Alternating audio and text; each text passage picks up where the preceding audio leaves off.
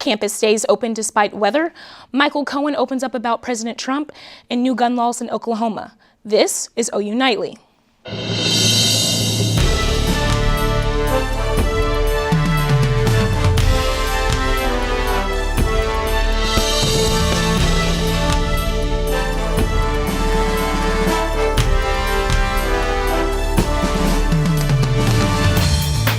Hello, thanks for joining us for OU Nightly. I'm Mckenzie Gladney. And I'm Antonides. We begin today with freezing temperatures and some freezing drizzle covering trees and a coat of ice and causing messy conditions in central Oklahoma today.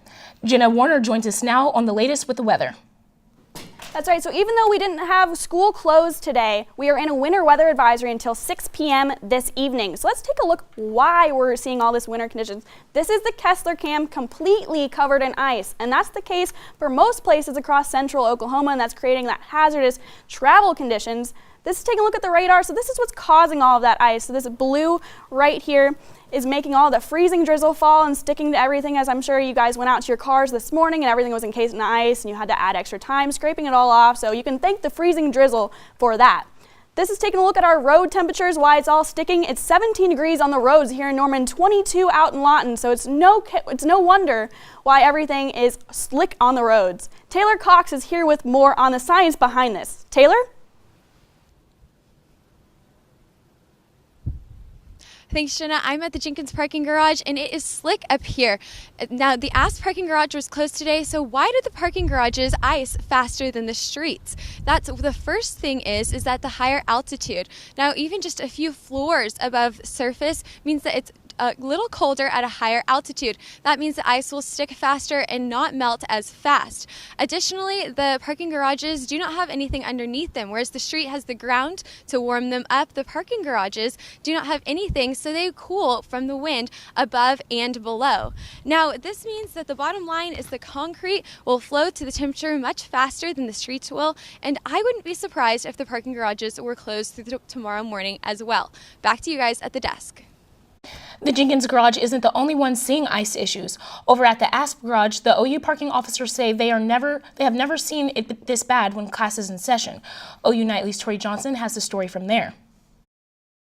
I'm in front of the Asp parking garage, and as you can see, it's closed. Now, we're used to seeing the top levels of this garage and others closed during bad weather, but never the entire garage. The director of OU Parking told me that it's never happened before. What we did not anticipate is, which has never happened before, lots of us have talked this morning, and this hasn't happened before, the way the north wind was blowing, it was really light freezing drizzle, and so the wind actually blew it into the lower levels of the garage, and so about 10 to 15 feet inside the garage at the north end of the Asp garage only became solid ice. The lot was not closed before accidents happened. The slick surface caused some problems, including one student running into one of the walls of the building. Yeah, I came over here to park, and they wouldn't let us park in the parking garage, so I eventually found parking at Duck Pond, but there was a ton of accidents, and I just don't understand why they wouldn't cancel class if it was this dangerous to be getting here. I reached out to the OU Office of Public Affairs and asked for the reasoning behind not closing campus today. They did not respond, but Glenn did tell me that this garage is not expected to open tomorrow either. For OU Nightly, Tori Johnson. A bill allowing permitless carry in Oklahoma has now passed the Senate and heads to the governor's desk. House Bill 2597 allows anyone 21 or older to carry a gun without a permit. Active duty military members are allowed to carry at age 18 and over. The bill also prevents felons and those with domestic violence convictions from having a firearm. The measure passed the Senate floor today by a vote of 40-6. Today, Michael Cohen went before the House to talk about his relationship with Donald Trump. Scott Haas joins us in the News Center. What all has he said, Scott? Mckenzie, Michael Cohen came to Congress fully prepared to testify on his and the president's alleged wrongdoings. I am ashamed because I know what Mr. Trump is. He is a racist, he is a con man, and he is a cheat. Cohen also testified that Donald Trump knew of the WikiLeaks email dump before it dropped from Roger Stone. The hearing before the House Oversight Committee finished up just a few minutes ago. Critics say Florida Republican Representative Matt Gaetz threatened Cohen on the eve of his testimony. Gates tweeted that Cohen should be concerned that allegations of cheating on his wife might come out. Gates denied his comments were intended to intimidate a witness. The Florida bar has opened an investigation. At the same time, Trump met with North Korean leader Kim Jong-un for a second summit in Vietnam. The first day of the summit ended with no major decisions announced regarding the denuclearization of North Korea, but the president is confident he can make a deal. And in South Asia, Pakistan and India are both claiming minor military victories. Pakistan claims it downed 2 Indian fighter jets. India acknowledged one of its planes was downed and 1 pilot had been captured. India claims it took out 1 Pakistani jet of its own. And guys, Walmart has changed their job requirements for front door greeters, leaving out many people with disabilities. Thanks, Scott. A struggling retail shopping strip on Ed Normal Parkway in Norman will go up for auction on April 1st. The Plaza Parkway currently includes Ross, PetSmart, Barnes & Noble, Bed Bath & Beyond. The locally owned restaurant Mysore of India is also a tenant. The owner would prefer an Oklahoma over an out-of-state property buyer. My hope is that somebody local will buy it and would spend energy in getting the right mix of people in here, hopefully small operators, local businesses like myself, and that'll be good, obviously, for me and for them. And so I'm very anxiously hoping that somebody local buys it. There are currently 12 vacant spaces open for lease, and the bidding is set for $3.8 million, and interested parties must be able to put down $50,000 in order to participate in the auction. And there's one company who wants to save animals across the nation. Find out what makeup product you can donate to help the cause. Plus, a winning Heisman quarterback let go from his team in the CFL.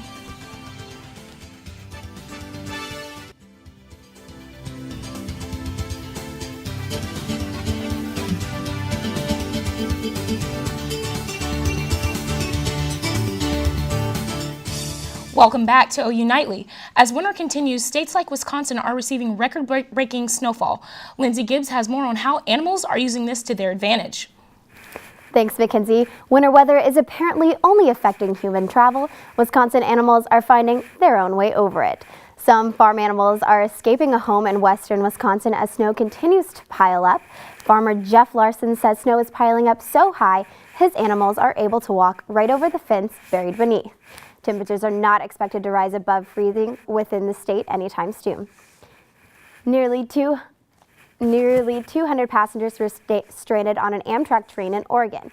It was only 8 hours into the ride when the Coast Starlight train hit a tree that had fallen onto the tracks from inclement weather. The passengers traveling from Seattle to Los Angeles were stuck on the train for 36 hours. No one was hurt in the accident, but passengers were kept on the train due to a power outage that occurred in the nearest town. Wands for Wildlife, the Appalachian Refuge Fund, is asking for mascara wand donations. The program, called Wands for Wildlife, uses the donated mascara wands to clean away oil, mites, and other contaminating substances. The fund asks that you clean your mascara wands with Dawn liquid soap to remove previous mascara residues before you mail them. For more information about donations to Wands for Wildlife, you can visit AppalachianWild.org. Back to you at the desk. Thank you very much. This week is the LGBTQ Health Week, and the OU Gender and Equality Center will be hosting a presentation tonight from 7 to 8. The presentation will discuss the basis of intersex identity and will be held in Wagner Hall, room 235. The first 20 people will get free fuzzies. OU is offering a retreat for sorority leaders this weekend. We'll have the details on the basis of the meeting.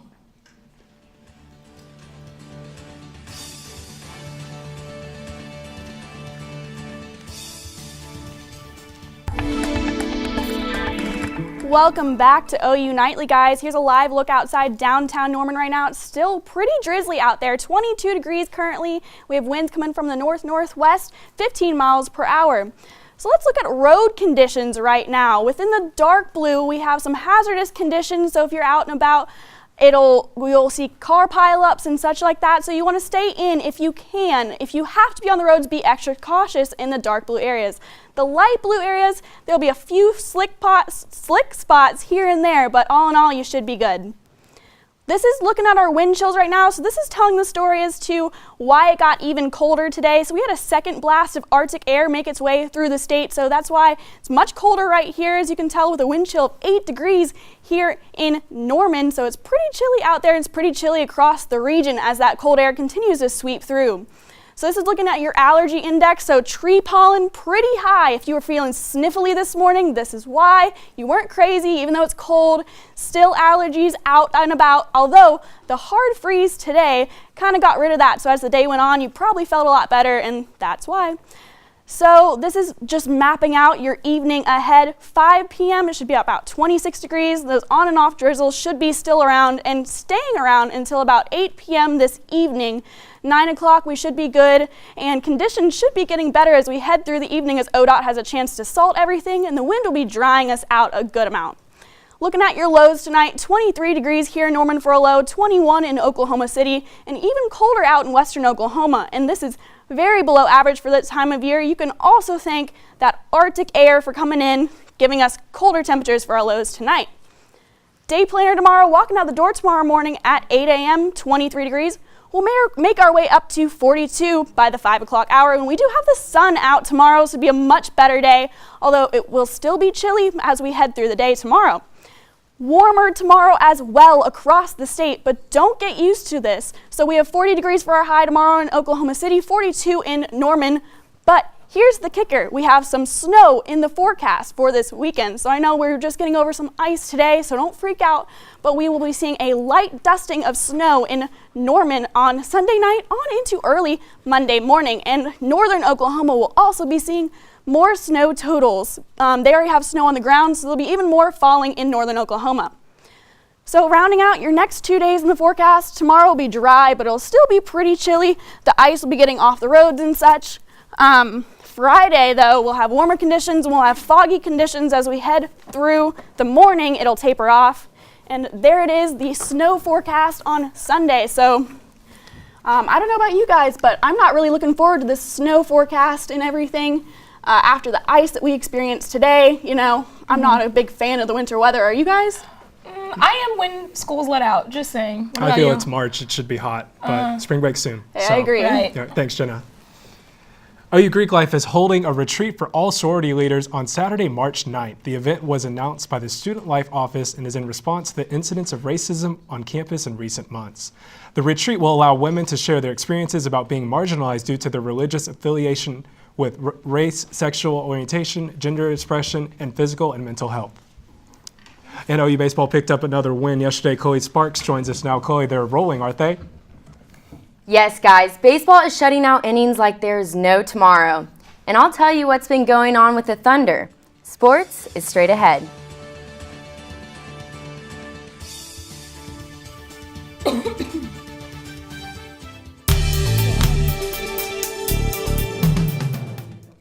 Last night's baseball game hosting the University of Arkansas Pine Bluff went scoreless for one of the teams. The Golden Lions, who are 1-7, managed to get runners on second only twice and failed to reach third throughout the whole ball game. So guess who took the dub? That's right, the Oklahoma Sooners took it 8-0. With freshman Ben Abram at the mound, he shut out the opponent, completing 4 strikeouts in 4 innings, earning his second solid start.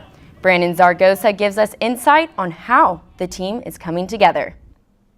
I think we're meshing really well, especially at the start of the season. You know, it's always comforting knowing that we're starting out the season on the right foot. And it's just comfortability of just getting out there with the same guys and rolling out there and just understanding that we all have roles and we're all playing them pretty well right now. So. As an athlete, schoolwork can get hard to balance with a busy schedule, but the OU women's basketball team makes it look easy as not one but 2 of the players are being recognized to the 2019 Academic All-Big 12 team. Sophomore forward Mandy Simpson earned her first honor as Academic All-Big 12, while this senior Julissa Pinzo's second. Under head coach Sherry Cole, 63 players have earned a total of 127 All-Big 12 honors. The men's gymnastics team is on the road to nationals, but that's not all. Crimson and Cream continues to rank numbering after topping number 3 Michigan with an NCAA season high of 424.05 on Saturday. Outscoring the Wolverines by over 12 points, OU made their 109th consecutive win. On top of that, 3 Sooners hold top spots on floor exercise for the national qualifying average, including the number 1 spot held by Yul Moldauer. Moldauer competes individually this Saturday, looking to defend his back-to-back American Cup titles at this year's installment of the World Cup event in Greensboro, North Carolina at 10:30 Central Time. Former A&M QB and Heisman winner Johnny Manziel appears back in headlines today. It was announced today that he is no longer a part of the Montreal Alouettes. Manziel violated the agreement between him and the CFL for reasons not yet verified, but the 26-year-old's dream to resurrect his football career with Montreal is over. Last night, the OKC Thunder found themselves in the middle of a 5-game win streak by Denver. The number 2 Nuggets are now 1 place ahead of the Thunder in Western Conference standing, clinching the season series. Tomorrow night, the Thunder will try to disregard the 121-112 loss and start fresh at home playing the Philadelphia 76ers at 7. And who could forget about what happened in the third quarter of the Thunder game? A kid sitting courtside stood up and clear as day shoves Russell Westbrook as he steps out of bounds. He stares the kid into taking his seat before finally shaking his hand. Westbrook said in a post-game interview, "The touching is, to me, off limits." If I were in that game last night, the touching, to me, would also be off limits. Yeah. Fans, they pay a lot of money, but I don't think they should be touching the players. Even if you're courtside, you shouldn't be touching our boy Russ. Right. Never. Thanks, Chloe. Well, festivities take over Norman this weekend. We'll have details on the 5th annual Mardi Gras parade straight ahead.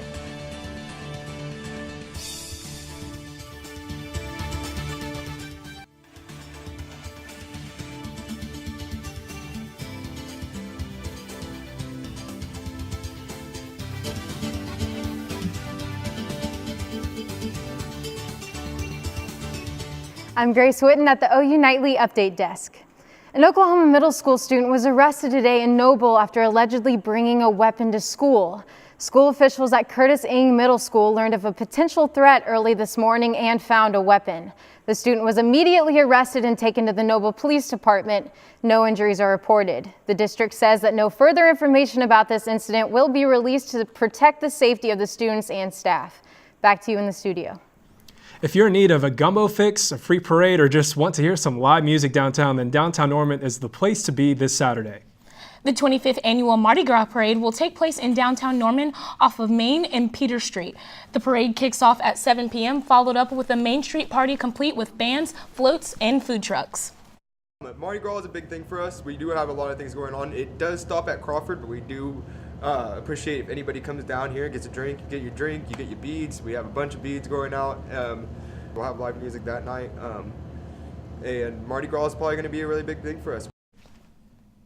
The parade will take place this Saturday, March 2nd, and is free and open to the public. There's also a gumbo cook-off from 7 to 9 p.m. with tickets going for $20, which includes 1 drink voucher and 10 gumbo tastings, and there will be plenty of beads to go around. Now Jenna Waner is back. Jenna, you have a 7-day forecast for us? So we're going to take a look first at the winter weather advisory, just reminding everyone that it's still out until 6 p.m. this evening across the state, so that'll kind of make things a little hairy for your evening commute. And then here's a second look at that 7-day forecast we were talking about. There's that snow chances on Sunday on into Monday morning, but check Wednesday next week will warm up to 45 into the middle of next week.